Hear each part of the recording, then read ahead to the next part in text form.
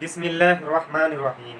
अस्सलामुअलैकुम दोस्तों, आज मैं आप दोस्तों के साथ इस्तेमाल शुदा ऑयल या घी की स्पेनिफिकेशन वैल्यू शेयर करूंगा। तो सबसे पहले हम बात करते हैं इस्तेमाल शुदा ऑयल या घी ये मिलेगा आखिर कहां से। दोस्तों, इस्तेमाल शुदा घी आपको हलवाई की दुकान से मिल सकता है। ये जो बेकरी वाले होते हैं जो अपनी प्रोडक्ट तैयार करते हैं उनसे मिल सकता है।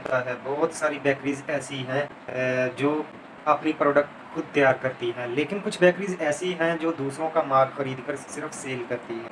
लेकिन ये ऑयल आपको सिर्फ उन लोगों से मिलेगा जो प्रोडक्ट खुद तैयार करते हैं। तो इसके अलावा आपको ये मिल सकता है बड़े बड़े रेस्टोरेंट्स और होटल वगैरह से। 2018 से पहले ये सेटअप बहुत अच्छा चल रहा था, मार्केट में ये आसानी से मिल जाता था। लेकिन लोगों ने क्या काम शुरू कर दिया, ये जो निम्को पापड़ वगैरह फ्राई करती हैं, इन लोगों ने मार्केट से इस्तेमाल शुदा ऑयल्स और घी खरीद कर अपनी प्रोडक्शन शुरू कर दी। तो इससे लोग बीमार होने लग गए, तो गवर्नमेंट ने इसे बैन कर दिया। ये कुछ लोगों का रोज़गार भी था। वो जो ये जगह मैं आपको बता रहा हूँ जहाँ से इस्तेमाल शुदा ऑयल या घी मिल सकता है, ये इन लोगों के पास जाते थे और ऑयल या घी जो इन्हें मिलता था वो लाकर ये होल सेल डीलर को सेल कर देते थे। लेकिन अब ऐसा नहीं हो सकता। अब रेस्टोरेंट्स वगैरह वाले क्या करते हैं, वो कारखानों वालों का उनसे कांटेक्ट होता है, वो डायरेक्ट ही उनको दे देते हैं। अगर आप किसी से कांटेक्ट कर सकती हैं तो आपको भी मिल सकता है, लेकिन इसके लिए मार्केट में कुछ भाग दौड़ करना ज़रूरी है। कहीं से आपको मिल जाएगा, कोई कहेगा कि नहीं भाई हम ऑलरेडी दे रहे हैं, किसी के से आपका रेट तय होगा, किसी से नहीं होगा।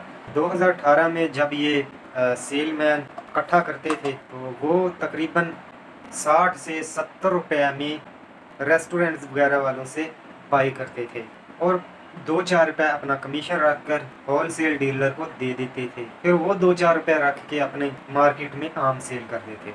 तो ये तो हुई बात कि इस्तेमाल शुदा ऑयल या घी हमें कहाँ से मिलेगा। तो अब हम चलते हैं इसकी स्पेनिफिकेशन वैल्यू की तरफ। दोस्तों, स्पेनिफिकेशन वैल्यू इसकी कोई मखसूस नहीं हो सकती। सबसे पहली बात ये नोट कर लें।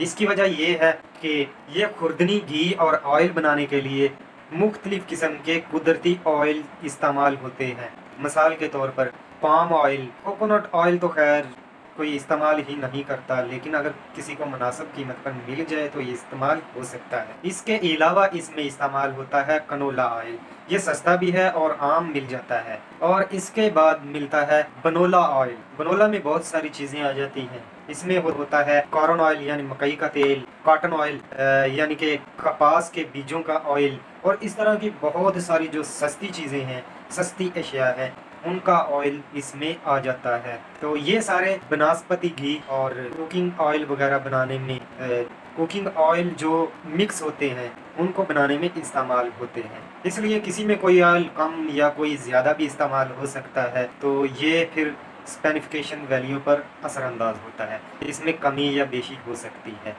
तो दोस्तों, अमूमन जो है ये फार्मूला, इसकी स्पेनिफिकेशन वैल्यू ये है, अगर आपके पास 500 ग्राम इस्तेमाल शुदा घी है तो इसके लिए आपको ज़रूरत पड़ेगी 76.75 ग्राम कास्टिक सोडा की, या ज़्यादा से ज़्यादा 77 ग्राम कास्टिक सोडा की।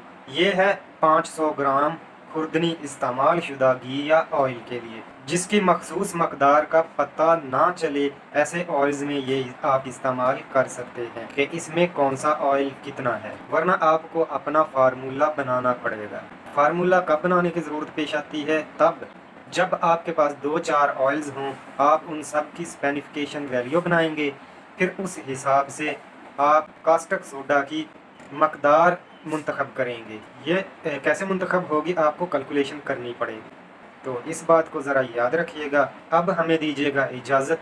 आप लोगों का इन वीडियोज़ में कोई ख़ास इंटरेस्ट नज़र नहीं आ रहा, तो मैं चाहता हूँ कि इस टॉपिक को चेंज कर दें। आज का ये जो है खुर्दनी ऑयल के बारे में बताना बहुत ज़रूरी था, इसलिए मैंने सोचा कि स्पेनिफिकेशन वैल्यू पर एक आखिरी वीडियो भी बना दें। अब मिलेंगे हम अगली वीडियो में, तब तक के लिए अल्लाह हाफ़िज़।